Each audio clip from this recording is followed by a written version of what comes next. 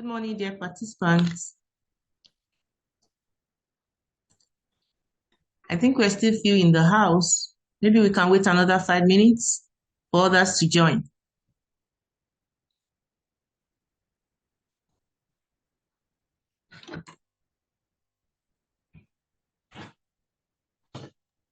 Okay, ma'am.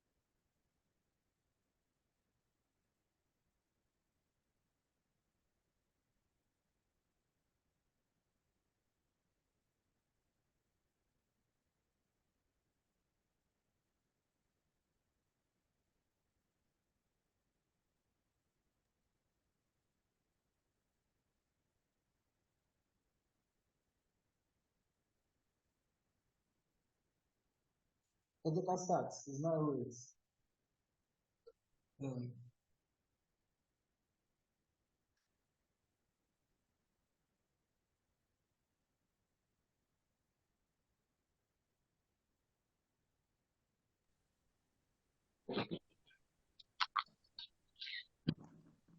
Good morning, distinguished participants.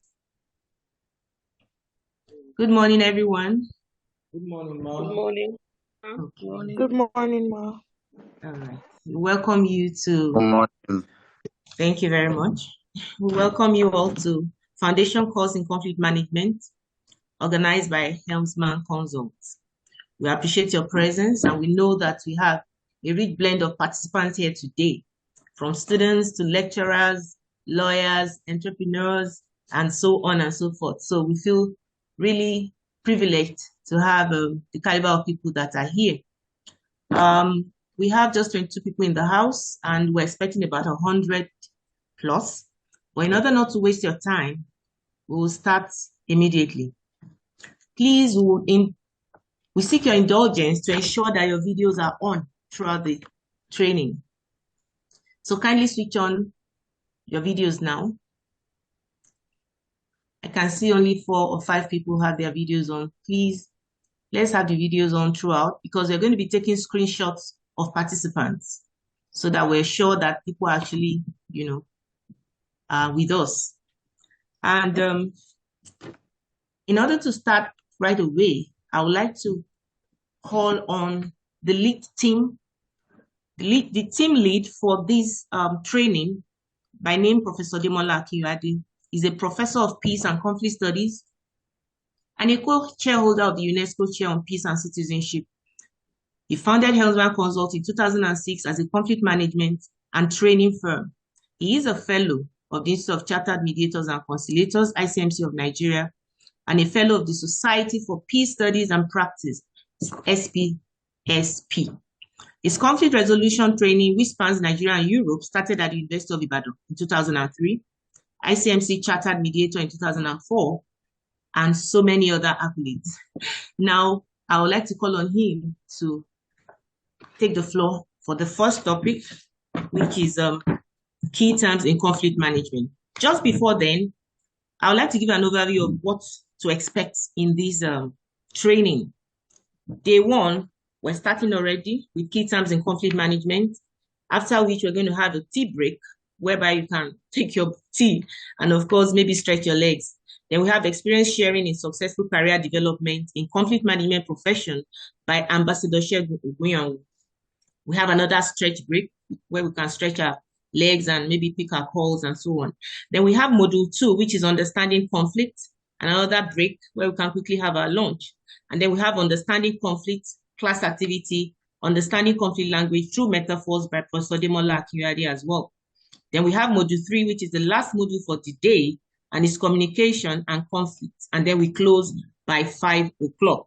Tomorrow, we're going to continue with a recap of today's activities, and then we'll go to our module 4, which is responding to conflict management styles, to be taken by Dr. Kayode George. Then we have conflict handling style activity by the same resource person. We have our tea break. We have an introduction to conflict analysis and introduction to conflict analysis, and then activities for that particular topic. And we're going to have a group presentation on conflict analysis. I believe that many of us, if not all of us, must have done our assignments and class and activities.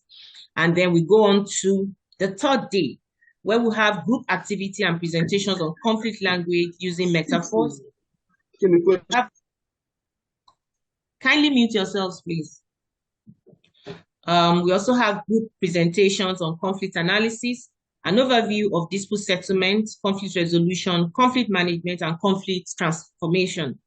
And then we have module 8, which is an interactive session on careers and specializations in conflict resolution. And group activity and presentation on conflict analysis will be the last topic on day 3. And then, of course, we'll take our group pictures and closing. This promises to be very enriching. It promises to be interesting. We expect class participation, and we expect everyone to follow through for the 3 days.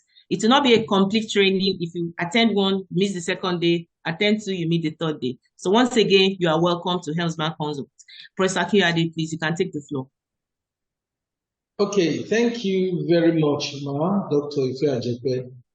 I hope everybody is hearing me. Can we all hear me, please? Yes. Yes. Great. Yes. Great. Yes, we can, sir. Oh, great. Yes, we can. Once again, we welcome you to this foundation course in conflict management. We appreciate the efforts you are investing in learning about conflict. This foundation course was inspired by our felt need. We realized that many people in Nigeria would like to have some form of training in conflict management. Why? Because conflict is everywhere. I started my training in conflict management 20 years ago. And I've seen over the years that a lot of people, irrespective of their discipline, endeavor, religious orientation, they want to learn about conflict management. And for many people, they are not able to afford the basic course in conflict management. For instance, I facilitate regularly for a government agency in Abuja, an establishment for peace and conflict in Nigeria. And the basic course in conflict management goes for 150,000. It's 5 days, like 9 to 5, like this one. 150K is physical training, and you have to pay for the hotel. We still have people come, participants, 20, 30, but we felt that since many people are willing to offer the course but cannot probably afford it, why don't we make it free? Making this course free does not in any way signify poor quality, not at all. If you have gone through our course materials, the description, the course activities, the timetable, you'll have seen the topics we want to cover and the quality of resource persons that we are bringing. So making it free is just to recognize the desire of thousands of Nigerians and who are really interested in learning about conflict management. Helmsman Consult was established in the year 2006. 2006, that's 17 years ago, and were established to train on conflicts, to offer certifications, and so on and so forth. So the certificates we'll be offering are attainable anywhere. We are accepted anywhere. Now, we have noticed that majority of us are yet to do our course activities or even to engage the materials. Somebody said, if you want to hide something from a black man, put it inside a book. I sincerely hope that this is not what is happening in our case. You see, I had an experience some years back, 2007 precisely.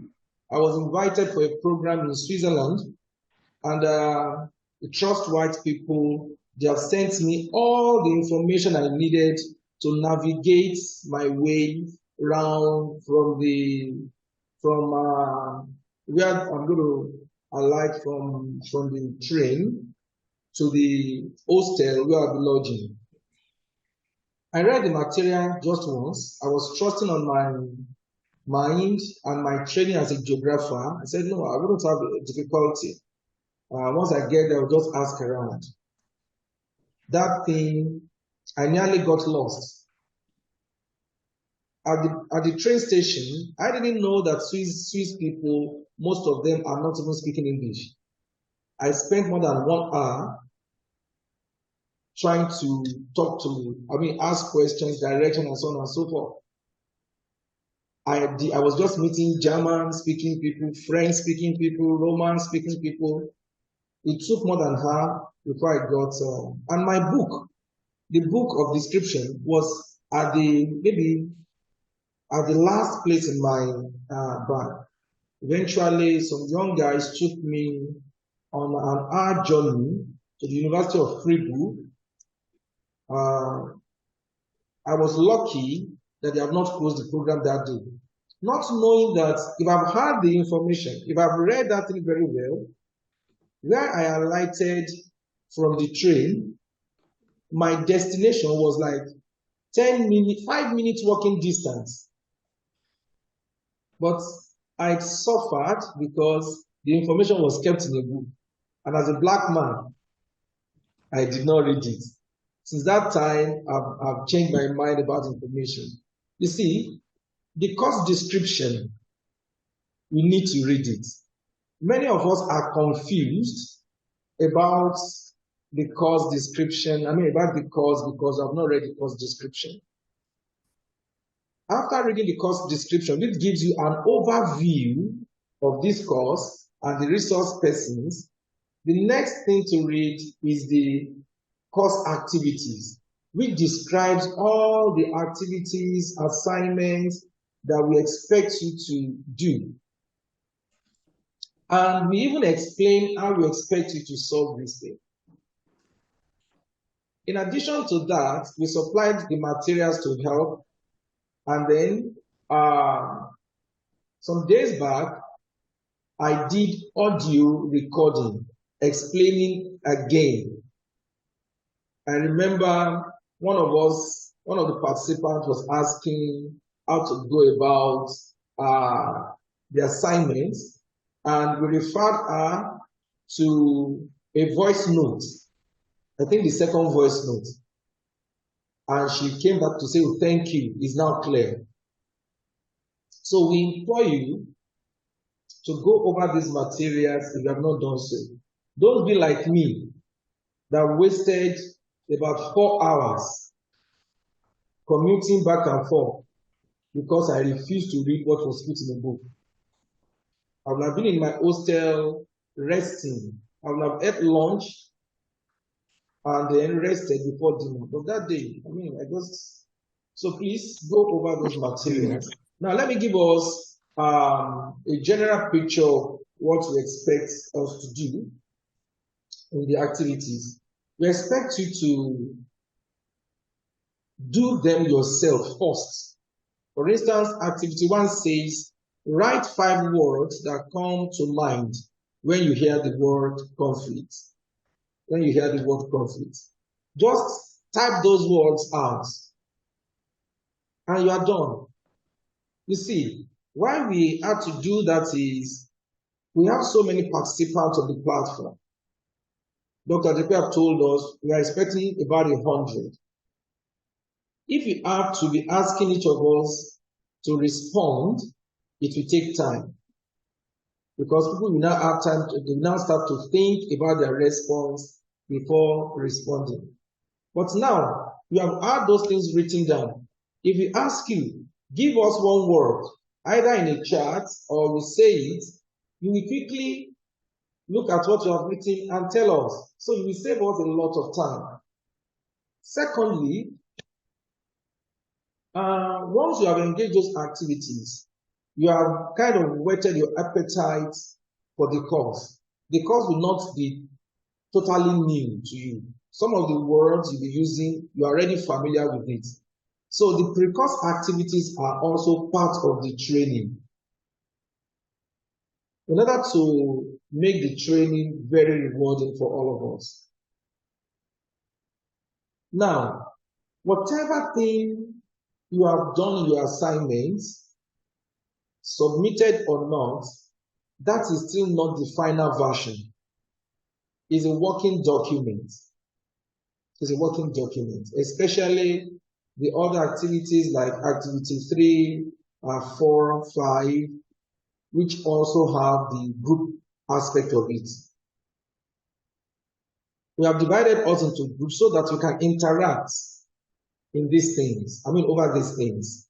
So please, if you have any question, that is after you have gone through all the materials, if you now have any questions about the activities again, we will attend to you. Do not hesitate to ask us on WhatsApp or during the course of this presentation. But we sincerely hope that at the end of the course, we will have been able to help you to build a solid foundation in conflict management so that you'll be able to use the skills you have acquired to manage conflict all around us, all types of conflict. So, without much ado, I welcome you once again to Module 1, which is Key Concepts in Conflict Management. Every profession has its jargon. These are words that have specific meanings within those professions. Also, as a professional in an area, you are expected to have a crystal clear, crisp understanding of concept you are using, so that the way you use it will be different from the way laymen use it.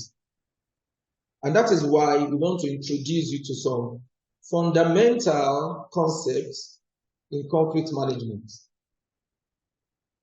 This is the plan for this presentation. Look at the learning objectives, and then you go to the key concepts. Those key concepts are conflict, disputes, peace, violence, non-violence. You see, these concepts, if you understand them very well, you begin to know what conflict management is all about. There are so many variants of each of these concepts. For instance, peace. We have peacemaking, peacekeeping, peace enforcement, and so on and so forth. Peace building. Conflict, we have conflict prevention, conflict analysis, conflict management, conflict transformation, conflict resolution. Yes, but we are not covering those variants in this course. We are interested in knowing these key concepts as the foundation of the theory and practice of conflict management. So, at the end of the module, we expect that you'll be familiar with these key terms in conflict management and you'll be able to differentiate between them and be able to determine the proper context where we use these concepts. And then, finally, we expect that you become more peaceful and less violent in your dealings with others. Because peace education is a transformative training, education. In other words, while we teach you the concepts, we want you to appreciate, not only understand, or not only have the cognitive understanding of the concepts, but the appreciation of the concept, we want it to influence your behavior towards making you more peaceful and less violent. The essence of peace and conflict management is to minimize violence and destructive conflicts and maximize the benefits of conflict and peace in human relationships in all spheres and at all levels. I hope everyone can see my slide.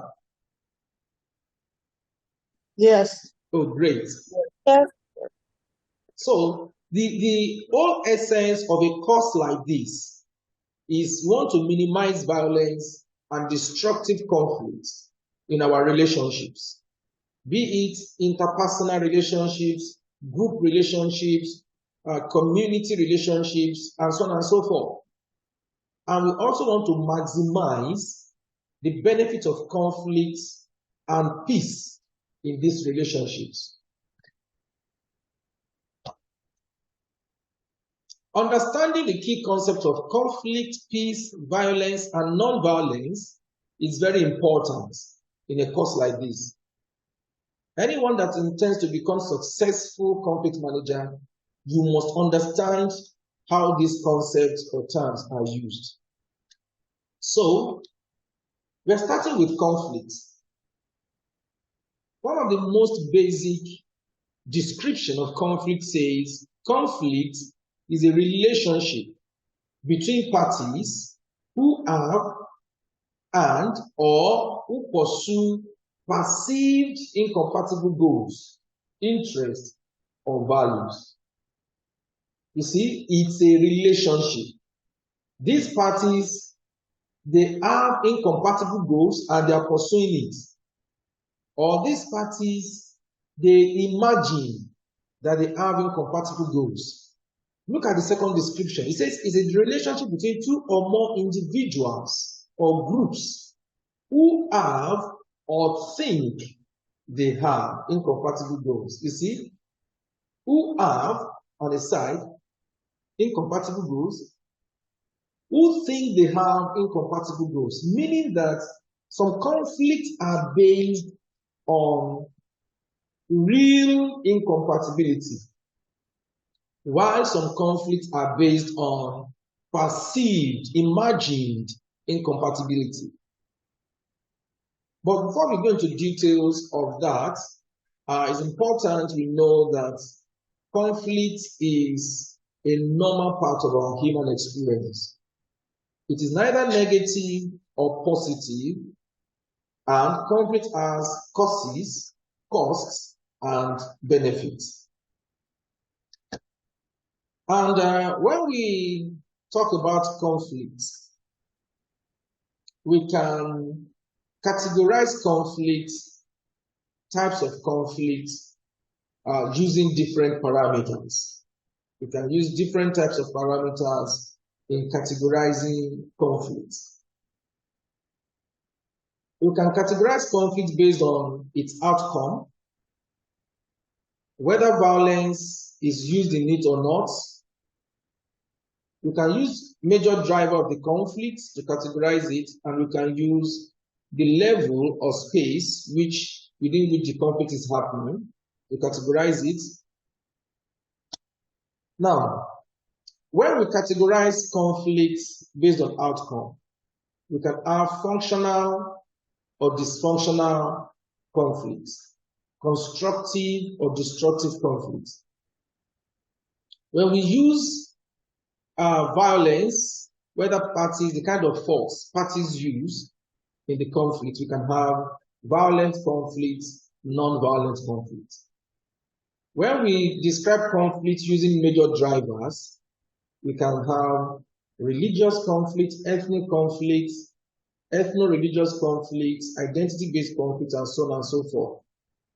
Now, when we use the space, the level at which the conflict is happening, we can have types of conflict as intrapersonal, interpersonal, intragroup, intergroup, intrastate, and international conflict. We get into details of this shortly. So, when we get to understanding conflict, we delve more into this definition of conflict. We dissect conflict, and we look into these typologies. There are other types of conflicts using the other parameters. All this will be discussed in details when we get to understanding conflict.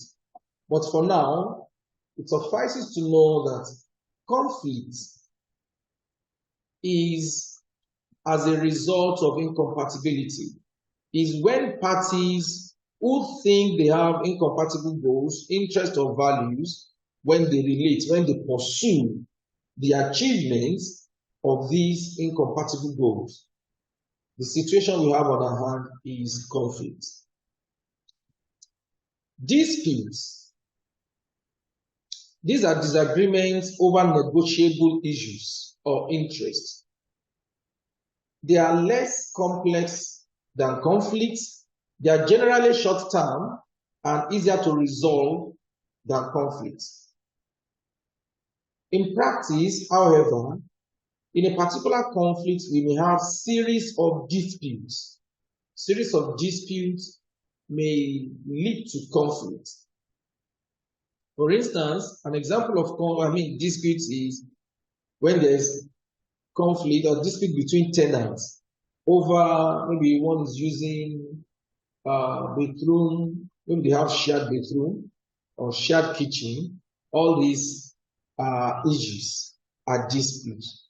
They are examples of disputes.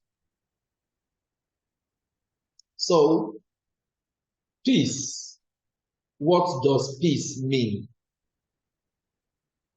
Peace is a multi-dimensional concept. It means different things to different people in different situations. Meaning that somebody can say, I have peace. Meaning that he has rest in his mind. There is no disturbance in his mind. The same person can say, there is peace between me and this person. You see, that kind of peace goes beyond mind. It's now a characteristic of a relationship. So that's why we say peace is multidimensional. And for us to understand it very well, we need to define it or describe it at these different dimensions. On these different dimensions. There are three major dimensions, which are as a state of being of a person. When somebody's like the example I gave, that's an example of inner peace, peace within an individual. Peace can also be a characteristic of a relationship.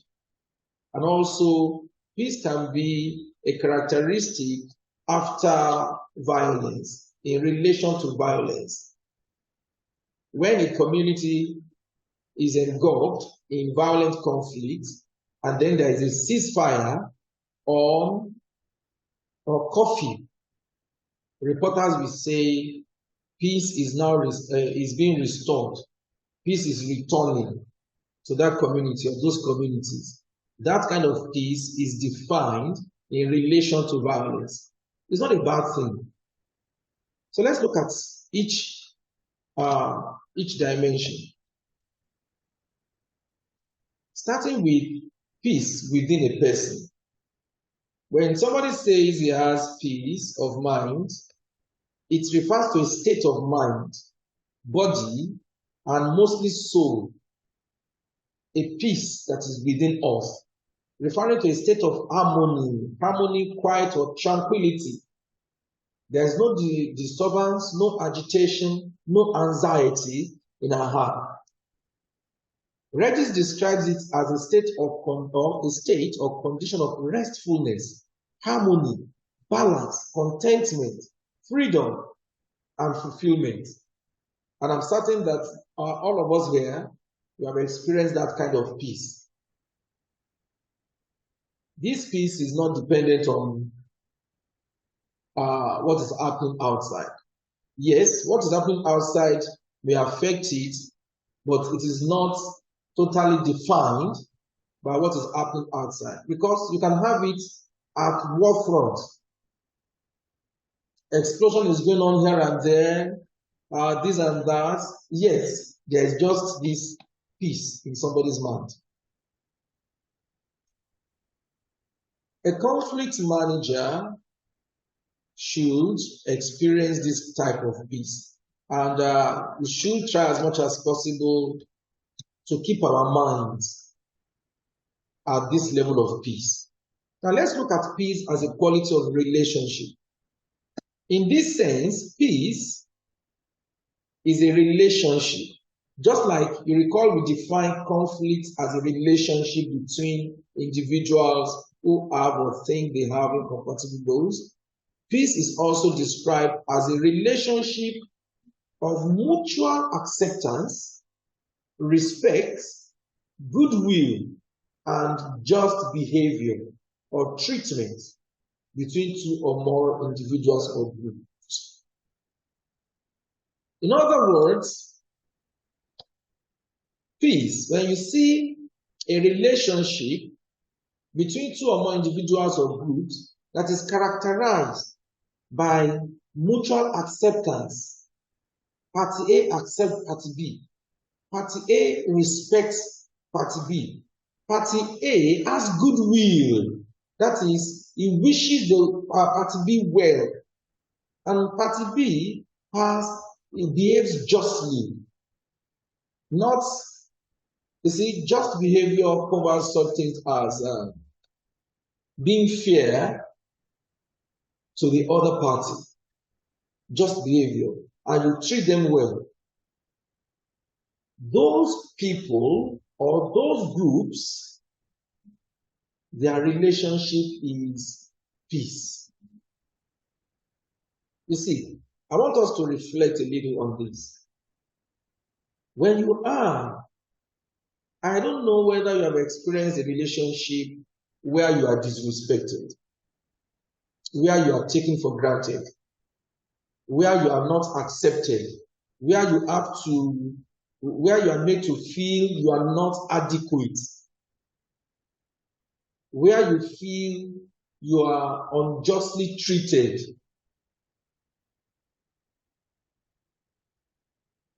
Has any one of us experienced such kind of relationship? Yes, sir.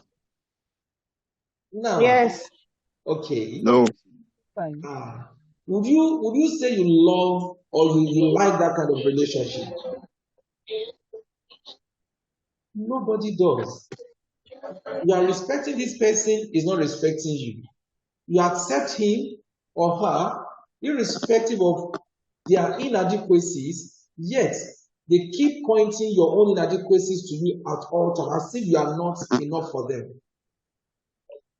You know that we describe, nowadays, we use a term to describe that kind of relationship. We say it's toxic. Toxic relationship. But now imagine a relationship where there is mutual respect, mutual acceptance, goodwill. As you are getting promoted, you wish your friend also or your colleague also is promoted. Goodwill towards all. That relationship will be peace or peaceful. So peace as a quality of relationship is characterized by mutual recognition, understanding, mutual appreciation of others' needs. Party A recognizes, he understands, and they appreciate the need of the other party. The interests, rights, and aspirations, their dreams, the dreams of the other party, and they are willing to support party B to fulfill these needs and aspirations and to satisfy these interests and exercise these rights. That is peace at its best. Peace as a quality of relationship. A key feature of peace, of this type of peace, is willingness to resolve conflicts in the relationship using non-adversarial means. When a relationship is characterized by this kind of peace, it doesn't mean that there will not be conflict. It doesn't mean that there will not be incompatibility of goals, of interest. But in that relationship, there's already established a mechanism that makes the parties to be willing to resolve their conflict without seeing themselves as enemies. Rather than attacking themselves, they are focusing or jointly attacking the incompatibilities between them to see ways of addressing their issues. So, a relationship characterized by peace recognizes and makes adequate room for others in the pursuit of their happiness, satisfaction, and fulfillment in life. And when this relationship exists between, for instance, a couple, married couple, we see the husband looking out for a way of satisfying or helping the wife to satisfy her dreams, not subjugating the wife under his own dream, and the other way around too. The wife also wants to see that the husband is able to achieve everything he set out to do. They respect the individuality of each and their rights to their fulfillment, to their happiness. When we have that kind of relationship, it becomes a mutually reinforcing, mutually trusting, and mutually enhancing relationship between the individuals or groups. You see, as conflict managers, this is where we want to get people to.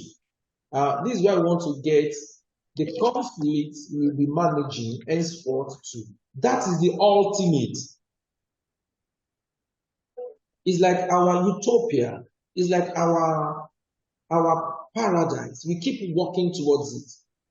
We may not be able to achieve it in every relationship or every conflict we intervene in, but that is our target.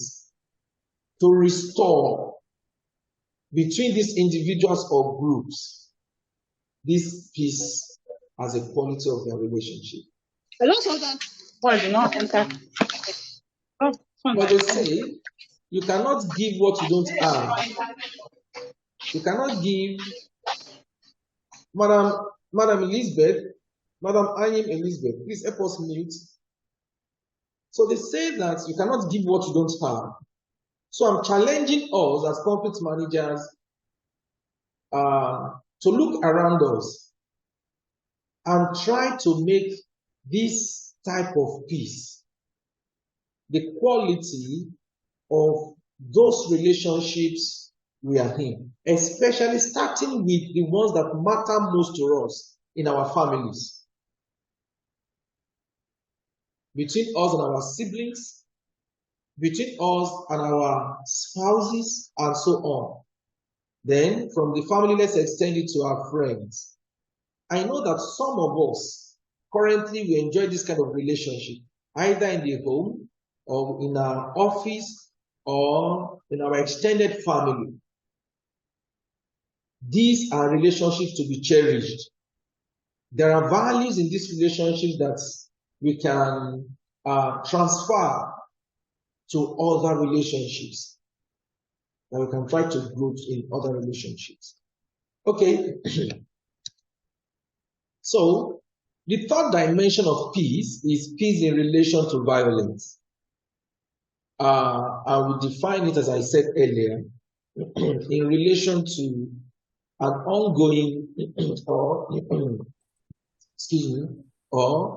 a violence that has ended.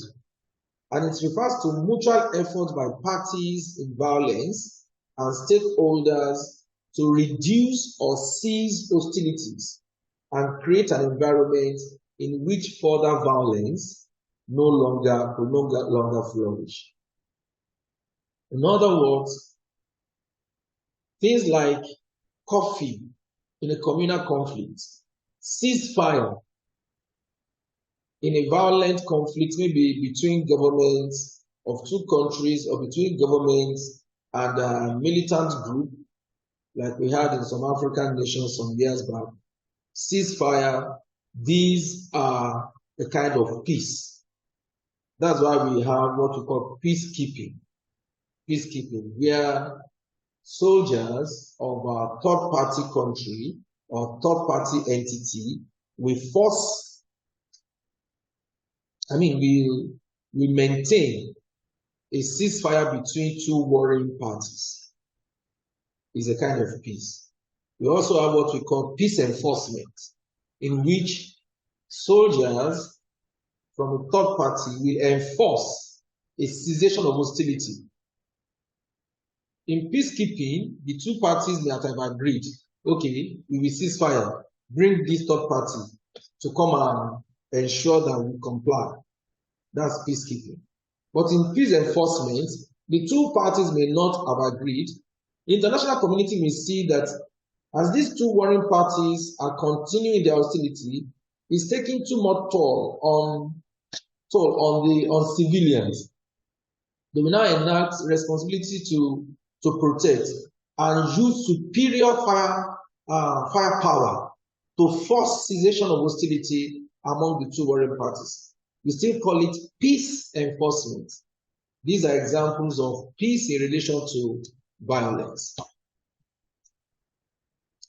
Now, when we describe peace in relation to violence, we can have two types of peace, negative peace or positive peace. Negative peace or positive peace. Peace in relation to violence include conscious efforts to ensure that structures and processes supporting violence are deconstructed, and those supporting peace are constructed in the minds of people and society. So, what is negative peace? Negative peace connotes the absence of war, organized military hostilities, or direct interpersonal and intergroup violence, which can cause conflicts while the causes of conflict remain ignored. I've given two examples. Let's look at the example of curfew. When curfew is imposed in a communal conflict, is a negative peace. Peacekeeping, negative peace. Peace enforcement, negative peace. Why? Because we are not addressing those things that led to the conflict or led to the violence in the first place. But they are very important because without cessation of hostilities, we can begin to bring parties together to a round table. So we may need to start, when a conflict has become very violent, we may need to start with negative peace and then proceed towards a more positive peace. In negative peace, we are not yet addressing the injustices or structural violence that led to the conflict. So we can term it the peace of the graveyard. However, the unfortunate thing sometimes is that this situation of negative peace is left to be the norm in some cases, whereas it's supposed to be a starting point of reintroducing or restoring peace into the community or into the situation. So let's look at positive peace. Positive peace is negative peace plus the presence of social justice. In other words, we have absence of war and direct violence, and we are also working towards removing those things that led to the violence in the first place. So, things like inequality, unjust system, marginalization, deprivations, all these things that lead to violence, or that constitute the structural foundation of violent conflict. We keep working on them to remove them. We remove them. That is when we have positive peace. So that's why I said earlier that positive peace is negative peace plus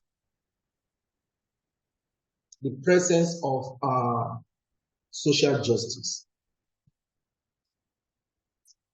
Yes, this is a fourth dimension, which I did not mention earlier, and that is peace as a supernatural condition, as a spiritual reality. You see, the truth is, there is a dimension of peace that is spiritual. And this dimension can be imposed on the other three dimensions. As a spiritual reality, peace is a supernatural condition that compels any or a combination of the three dimensions of peace to actualize in a given physical situation as desired by the enforcers. It requires humans reaching out through spiritual activities, prayers, fasting, sacrifices to supernatural forces to bring about desired dimension of peace in a given situation. This is part of our reality. Just like people can cause violence through spiritual things, people do bring about peace through supernatural intervention. And this has been documented by scientific studies. One of the most important examples, one of the most popular examples rather, is the case of Liberia, the Liberian Civil War. It has been documented that women group, it was when they started nationwide fasting and prayer that the warlords began to agree to peace meetings, peace talks, and that was the beginning of the end of the Civil War. And this has been documented in several cases. Now, I know some of us will have this kind of experience whereby maybe you are a grandmother or you are a concerned friend and a couple that means so much to you, they have issues and they are moving towards divorce, and you pray, or maybe your own is traditional African way of doing things, you did stuff and they are still together. As conflict managers, especially African conflict managers, the place of peace or the dimension of peace as a spiritual reality, you must recognize it. You see, many times or sometimes we want to feel like, okay, this is I'm a modern African, so all those African beliefs, I don't believe in them. In the real sense, it's not true. It's not true. Our worldview as Africans are still totally, essentially different from white man's worldview. For instance, you are a conflict manager, you are involved in a conflict. If you are a Christian or a Muslim, you are likely to pray about that conflict. Am I correct? As you are going to meet those people, God, protect me. God, this man has been stubborn. Please, let him see reasons. Am I correct? Most of us will pray about many things. Hello, can you hear me, please? Can. Okay, let me ask this question. Yeah. How many of us pray about our work? Maybe those of us that are working for government in a salaried job, we pray about our assignments. Okay, I can see a hand up. Was that okay, Mr. Emmanuel and Mr. Unduka? Hello, you can go ahead. Mr. Yes. Unduka. I pray for my work because if I don't pray because I believe that my prayer will make the whole thing go through. So if I don't pray, I might have the doubt if I will succeed or not. So that is why I pray for my work. Thank you very much. I could see Ahmad, you have dropped your hand. Okay, so thank you very much for that. Most of us, we pray about things we do. So as conflict managers too, we need to pray. We can enforce or we can impose peace as a spiritual reality on a particular conflict we are handling, or even encourage people to do so. I recall the Femodakeke conflicts. One of my ogas was involved as a conflict manager, was there. So he told us that when the conflict was at its peak and they appealed to the two sides, why can't we stop this thing? There are losses on both sides. The two sides at the meeting told they told the mediator that they have released some forces. They have released some powerful entities that these things are just asking for blood. That it has gone beyond them now. That for them to withdraw them from where they have released them, they have to make sacrifices and huge blood. And unfortunately, they are, or should I say fortunately or unfortunately now, because they eventually agreed to appease those entities. And if you recall, I don't know whether it's year 2000, there was this terrible accident in Ife toll gate, where many cars were burnt. Many cars and their occupants. A trailer tank, a fuel tank burst into flame, and then there were people coming from wedding and so on and so forth. Many people. It was after the communities decided to appease or pull back those things that happened. They said the death of those people in the accident was the blood they used to appease the entities before peace was restored to the communities. So, as conflict managers in Africa, we need to appreciate that dimension of peace that is spiritual. I want us to take this down, and the activities is identify different dimensions of peace. All those 4 dimensions. In your religious writings, for instance, I'm a Christian, I know there's a place in the Bible that says, my peace I give unto you, not as the world giveth. There's another place that says, may the peace of God that surpasses all understanding garrison your heart. So what dimension of peace is that? I know it's peace within me. So this is what I want us to do. Identify different dimensions of peace in your religious writings. Identify the dimensions of peace you have experienced in different situations. I've seen someone that says was attacked by armed robbers and they pointed a gun on his head, and he doesn't know where that calmness just came. He was not agitated at all. He had that peace, inner peace. What can you do to improve the quality of peace you enjoy in the relationships that you value? This is a continuous activity where you pick the relationships that you are involved in, intimate ones, maybe with your spouse, maybe with your children, maybe with a friend. What can you do? What do you need to do to make it the ultimate kind of peace for both of you? Okay. Another term is violence. Violence.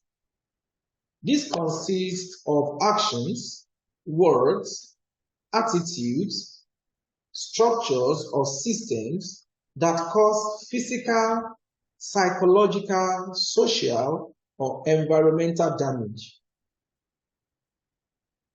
It could be actions, words, attitudes, structures, or systems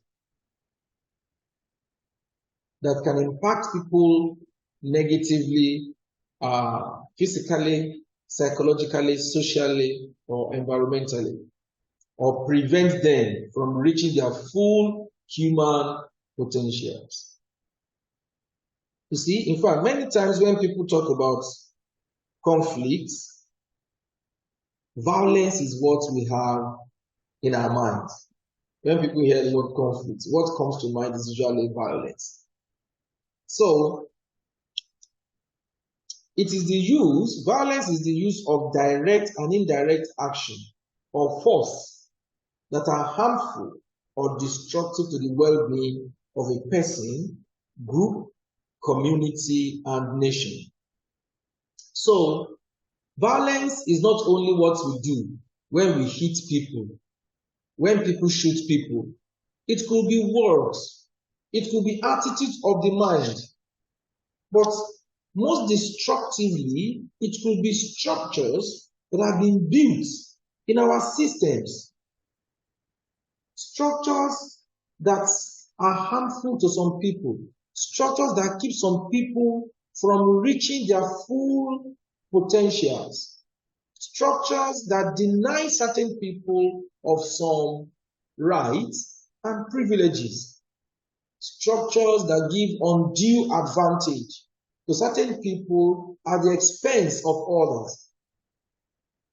It is difficult to see these sublime things, the structural conflict, violence many times, but they are the foundation for the most popular violence, for the most form of violence that we see, which is direct violence.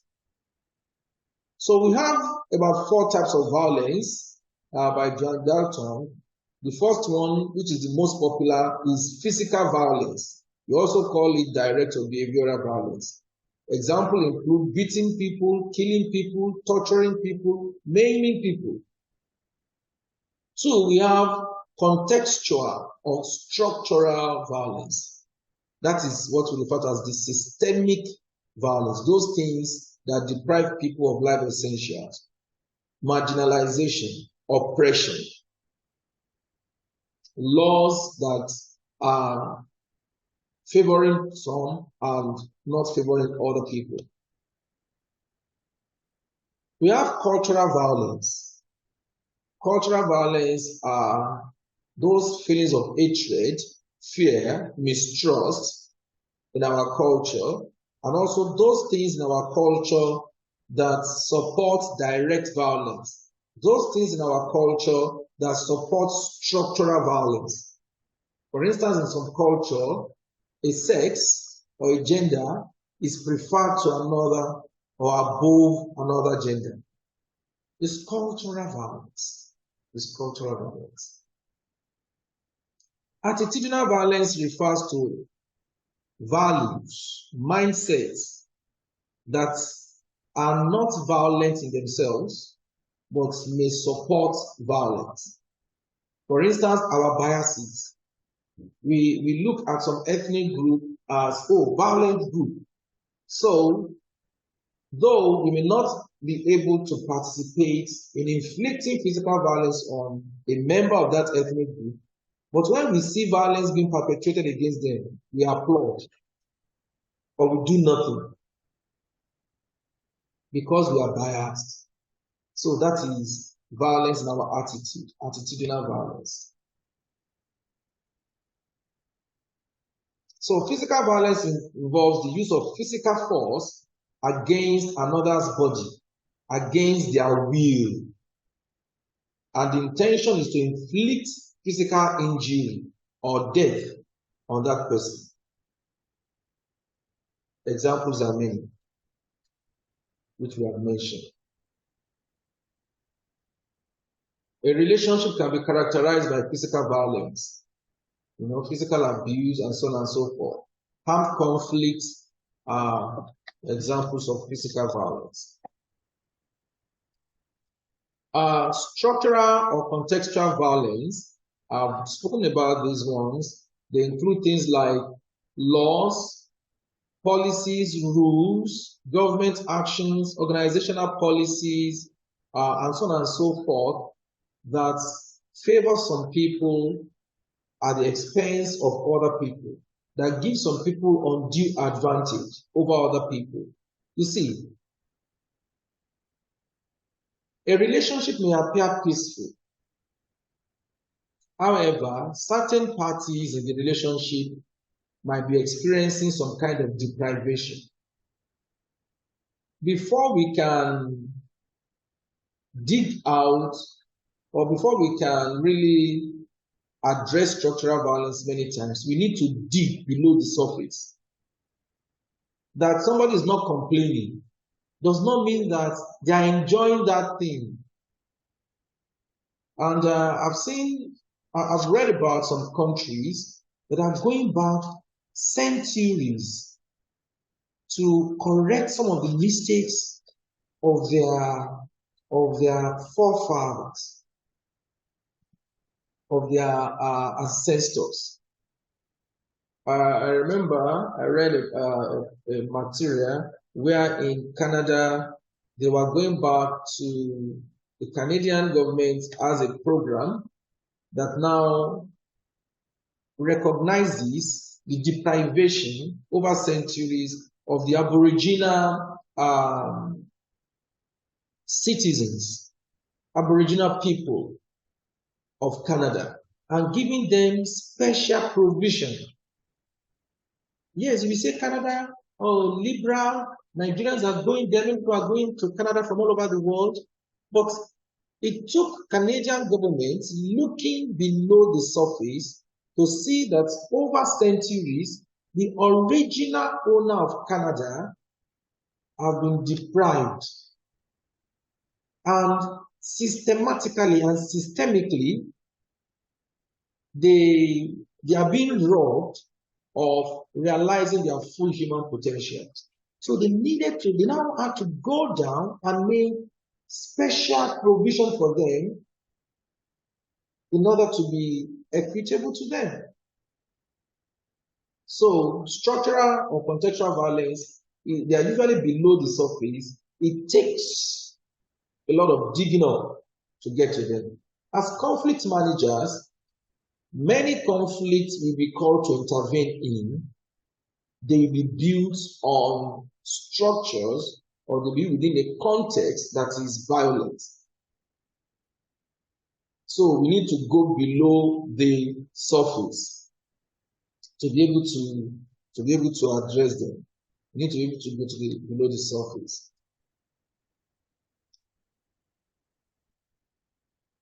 So you see, structural violence, system that discriminates between individuals, discrimination between one gender and the other, between a group of people, between a community. In some communities in Nigeria, we have like say 3, 4, 5 communities as a local government. Now, the largest community have now seen local government chairmanship as their birthright. Why? Because they're the largest community. And there's no special arrangement made for other communities to enjoy the benefits of the local government. This is structural violence. And it can be in any kind of relationship, to the family level. So the challenge to us as conflict managers is that we need to examine the relationships we are in. Those of us that are employers of labor, those of us that have people working for us at home, domestic workers, is this arrangement, is it not depriving someone of certain basic rights? I recall, this is a story, true life, it happened to a friend of my sister. She traveled abroad many years ago, maybe more than 30 years ago, and she was doing well with her husband. Fine woman. She came back to Nigeria. She now picked a girl to be helping her with house chores, like what we call house help. She picked this girl maybe at the age of 9 or something. And she kept this girl at home in the UK for, I think, more than 10 years. She did not allow her to go to school. She was treating her as Nigerian house help. Then, at maturity, this girl A man picked interest in her. I mean, and the man was shocked that she didn't go to school. Education was free in the UK. But this woman, because of her selfish interest, kept this lady at home while her own children were going to school. So her, she's doing that girl a favor because she has brought her to the UK.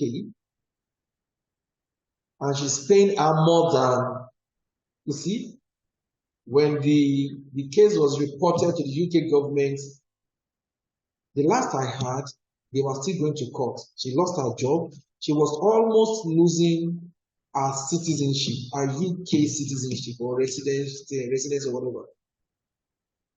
That is a case of structural violence in interpersonal relationship. Why deprive her of these rights? Conflict managers, you cannot give what you don't have. Examine yourself. Do I have that kind of arrangement within my space? We need to correct it. And we need to be sensitive to that kind of arrangement when we intervene in conflict. So cultural violence refers to using aspects of our culture to justify or legitimize both direct and structural violence. Those things in our culture that we say, this group, they are untouchables. This one, there's this culture among the Igbos, which I thought has gone, but recently I still have that, still there. Is it issue where girls from that tribe maybe cannot be married or cannot. Hello, does anybody know about that? What I'm trying to say? Yeah, it's called Osu. Osu. Yeah, outcast. Outcast. Yeah. Outcast. Now, I think till date, some people are still regarded as such. Oh, this girl, she leaves home, she's an Osu, but she's gone to school, she's done this, she's doing very well, she now wants to marry. People now go and trace. She's also, you can't marry her. I mean, culture discriminating against certain individuals, cultural violence. Sometimes they are very strong. People just hold on to them tightly. And it's everywhere. It's in every culture. There are certain aspects of every culture, of every society's religion, ideology, language, heart that supports one form of violence or the other, especially direct or structural violence. So attitudinal violence are feeling, mental processes which will not be violent in themselves, but can easily become sources of violence. Biases, prejudices, fear, hatred, mistrust. This thing is so much in Nigeria. Among our multi-ethnic groups, we have about 300 ethnic groups in Nigeria. The three major ones, they are usually suspicious of each other, of one another. Violence in our attitude, they precipitate intolerance, and they can lead to dehumanization and supporting inhuman actions against people from the other side. Okay, we have a behavioral activity, and I want us to take 5-minute break to do this. Take 5 minutes to think about how you perpetuate violence in your relationships. I don't know whether anybody has slapped anybody this morning. Maybe a child, house worker. Who's this girl? Who's this stupid boy? I asked you to do this for me. Reflect over those things. What form of violence do you perpetuate in your family, among your colleagues, in your church, in your religious organization, mosque, and so on and so forth? Is this structural violence? Do you support policies that you know deprive certain people? all of us have some forms of violence that we are predisposed to. So what are you going to do to minimize this thing? What are you going to do to eradicate these things? We don't want you to be a victim of violence, neither do we want you to be a perpetrator or observer. Don't just be a silent observer. So take some minutes, reflect. We need to take jottings. I'm not going to ask us to share. It's just for our reflection. You recall that I said at the beginning that conflict management courses are not only for cognitive things, they are also for behavioral changes. This is the second activity that is geared towards behavioral changes. So the time is 10:19.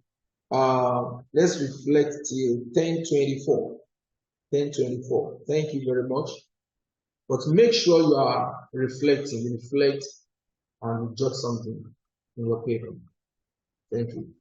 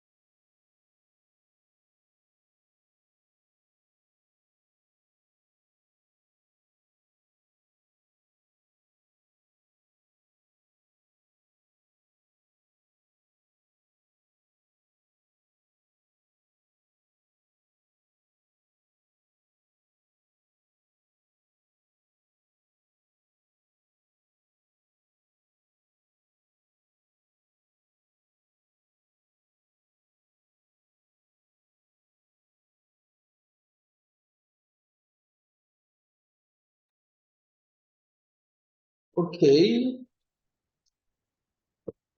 Our time is about up. We have a few seconds left.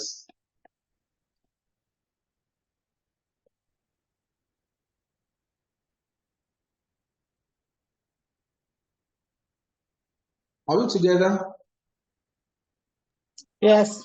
Oh, great. So Yes, let's sir. quickly look at non-violence. Non-violence is another key word. We have looked at conflict, disputes, peace, violence. So what is non-violence? Non-violence is a deliberate restraint from violence in conflict situation. In other words, is a direct substitute for physical violence. People see violence as an option for resolving conflict. Either physical violence, most of the time is physical violence. And we define non-violence in direct opposition to physical violence. But when somebody decides not to adopt violence, that is non-violence. For instance, there's this popular thing Jesus Christ said, when somebody slaps you on the right cheek, turn the left cheek. Hey! People have made different kinds of comments on that thing. Somebody said, if somebody slaps me on the right cheek, instead of turning the left cheek, I will respond with a punch and slap. Violence is a natural response to us, for human beings, when they are in a situation of conflict. But there's a higher thing. There's a higher option, which is non-violence. Non-violence is both a philosophy and a strategy. It's a philosophy and a strategy for social change, and it rejects the use of physical violence as a response to conflict, even when physical violence is a viable option. For instance, look at the case of terrorism. Terrorists, they adopt physical violence against the government, against the public. Militancy is another example of physical violence that people opted for in response to a conflict. However, non-violence has been used throughout human history.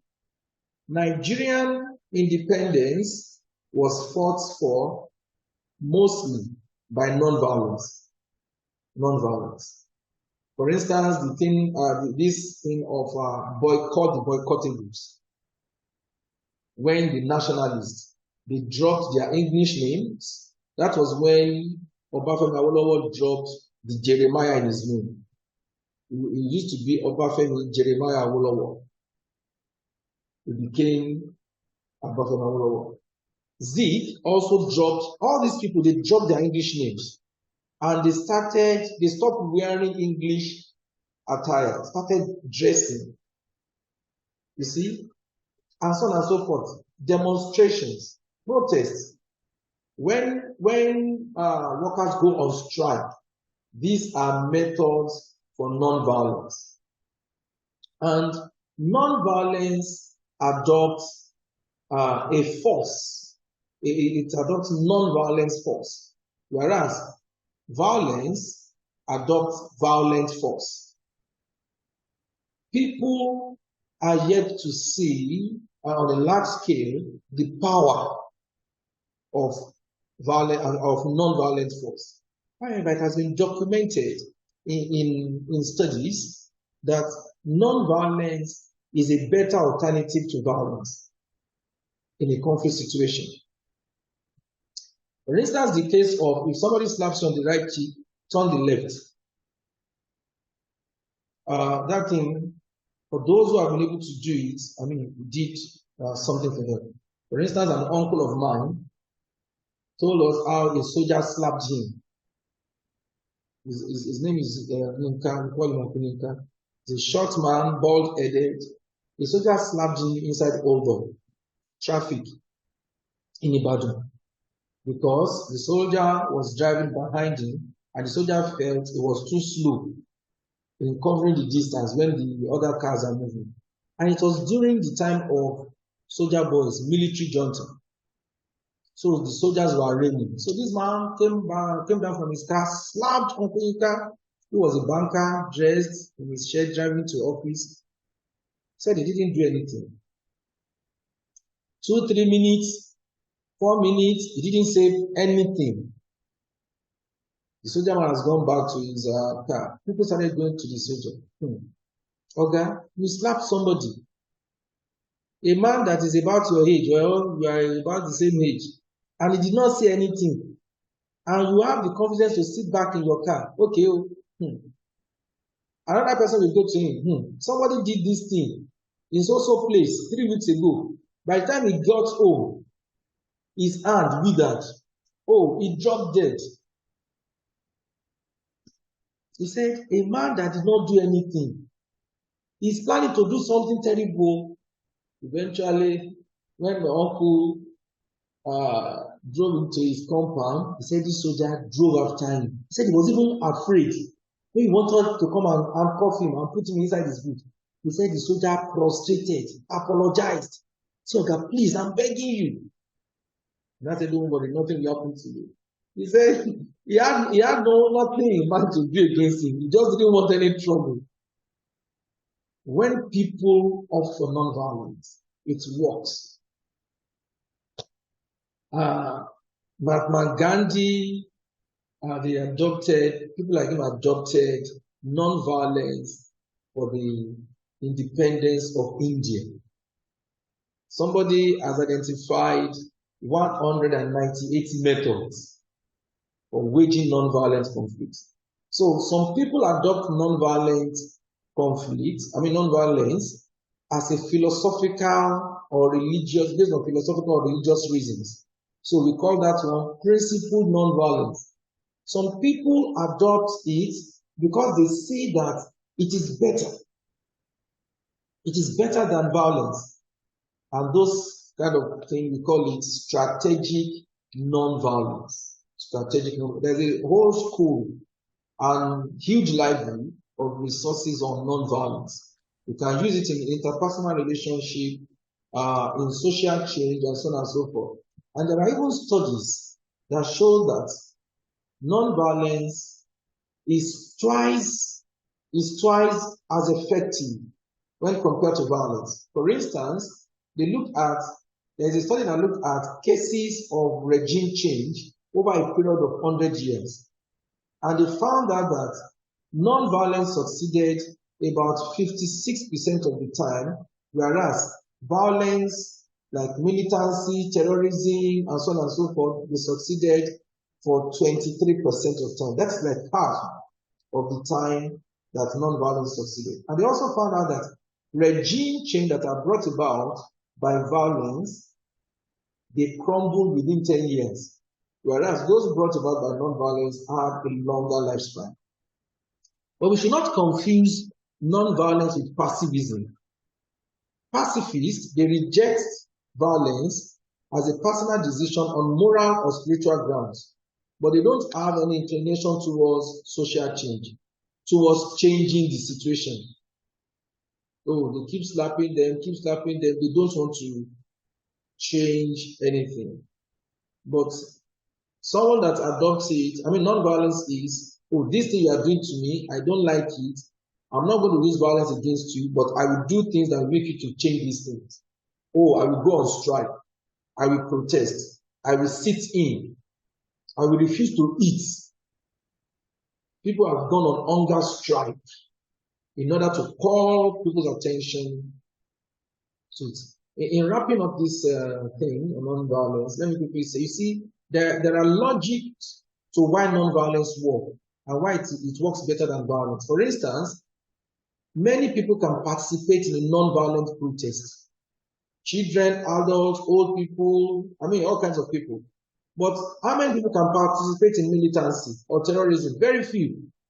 And non-violence, it has wide supporters, especially by the time the powerful are now attacking the non-violent protesters. or doing something unbecoming to them, they will have sympathy. But no matter how popular the cause of militants are or terrorists, by the time they start killing people, people begin to dissociate themselves from them. These are some of the reasons why violence is not as effective as non-violence as an option to conflict. There are other useful terms like dialogue, alternative dispute resolution, and so on and so forth. And these other ones that are listed here for those of us that want to look them up. So, in conclusion, it is important that we have a good grasp of the key concepts of conflict, peace, violence, non-violence as conflict managers, because this gives us a broad overview of the conceptual and theoretical landscape of conflict management. So I want to thank you very much for your attention. We've exceeded our time by 4 minutes. Sorry for that. If we have questions, we can send them on the chat. In the chat, I will attend to them because we need to go on break now. Please. Hello, everyone. Hello. Okay. Oh, thank you. Hello. Oh, great. Thank you very much for your time. So this brings us to the end of this module. Key concepts, key terms in conflict management. So please, let's go on break. Thank you very much. We reconvene by 10:45. And then we'll be going into experience sharing in successful career development and conflict management profession.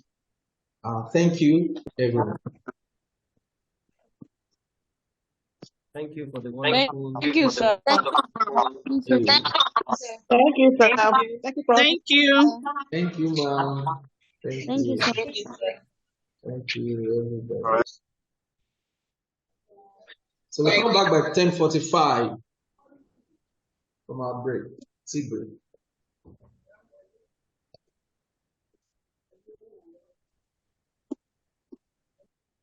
Hello.